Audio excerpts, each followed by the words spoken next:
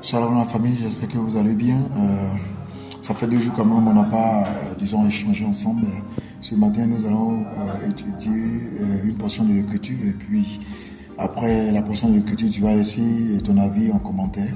Voilà, donc ce matin, nous allons prendre nos Bibles et reprendre nos Bibles dans le livre de Jean, le chapitre 14, à partir du verset 1er, mais le verset qui nous intéresse, c'est le verset 6.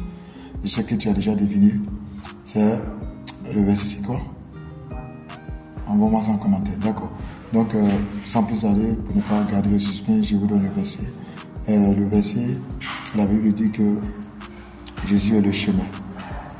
Il est le chemin. Il y a une virgule, la vérité, virgule, la vie. Alors, ce matin, je vais te parler de ces 3 points. Pourquoi est-ce que le Seigneur a procédé ainsi? Peut-être qu'on t'a déjà annoncé cette nouvelle et tu as vu qu'il y a une autre analyse de ce point qui a été donné. Mais moi, laisse-moi te dire ce matin que les 3 points dont le Seigneur parle ici, premièrement, il dit qu'il est le chemin. Parce que pour aller au ciel, il faut passer par Jésus. Pour être un véritable enfant de Dieu, il faut que tu acceptes Jésus. Il faut que tu croies que Jésus est la route qui mène au ciel. Alors, quand il est la route qui mène au ciel, là va intervenir ta conversion. Aujourd'hui, on voit plein de religieux, de chrétiens qui ne sont pas convertis. Pourquoi est-ce qu'ils ne sont pas convertis? On voit des chrétiens qui sont à la maison, pendant qu'il y a le culte dimanche, ils sont à la maison, ils ne vont pas à l'église. Ils sont là, non, je suis fatigué, non, j'étais au travail pendant la semaine. Regarde, tu vas au travail. Quand tu es en retard, tu fais un effort, tu vas au travail. Souvent, on te dit c'est à 7 heures, tu cours. Et pourtant, à l'église, on te dit à 8 heures, à 9 heures. Mais à 9 heures, les gens vont en retard. Alors, le premier signe que tu dois savoir sur ce verset-là, parce que c'est pour savoir si tu es un vrai chrétien.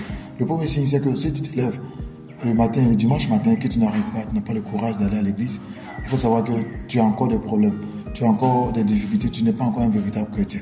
Un véritable chrétien, c'est celui-là, même quand il est en colère, il se lève le matin, il va à l'église, il va à la prière. Même quand il est en colère, il est fâché, il va à la prière. Parce que la colère ne peut pas primer sur la religion. Donc cette personne va à l'église. Voilà. Donc quand tu prends le chemin physique déjà, puisque Jésus dit il est le chemin. Il est le chemin spirituel et il est le chemin physique. Alors le chemin physique, c'est la route que tu prends. Donc quand tu vas prendre la route physique là, pour aller à l'église, déjà tu es sur le chemin de l'Éternel. Et maintenant, il parle de chemin, à la fin, il parle de eux et la vie. Alors, et la vie, pourquoi on parle de chemin, on parle de la vie et on met la vérité au milieu? On met la vérité au milieu parce que la Bible dit qu'on reconnaîtra un bon arbre par son fruit. Donc, ça veut dire quoi? Toi qui dis que tu es chrétien, tu es religieux, tu pratiques une religion. On va reconnaître que tu es un bon religieux que lorsque tu vas avoir pour compagnon la vérité.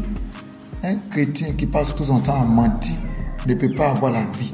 Et tu vas me dire, non, j'ai la vie, je suis en vie, donc ça va, ça suffit, j'arrive à marcher, je mange, je danse, je vais à mes rendez-vous. Non, la vie, est-ce que là où tu te trouves, c'est là que le Seigneur veut que tu sois?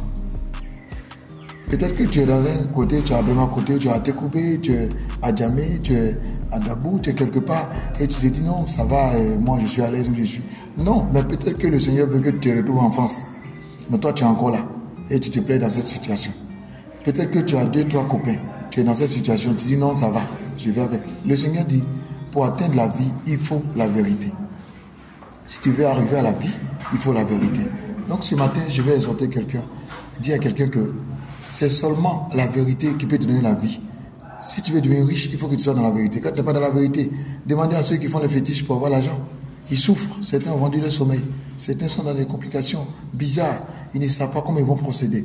Mais moi je te dis ce matin que si et seulement si tu crois au Seigneur Jésus-Christ et que tu marches dans la vérité et que les dimanches, même quand tu es fatigué, que tu fais un effort, tu pars à l'église et que tu vis dans la vérité, tu verras que le Seigneur va faire des grandes choses et ton histoire va changer.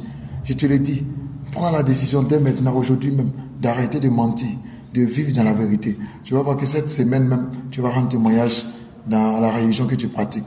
Tu vas rendre témoignage. Alors que le Seigneur te bénisse. C'était le prophète Sam, voilà. On garde le contact. Juste vous dire que je suis du cœur avec vous. Mais si vous ne me voyez pas, je suis quand même avec vous. Et je vous porte en prière. Voilà. Que le Seigneur vous bénisse. Bye bye.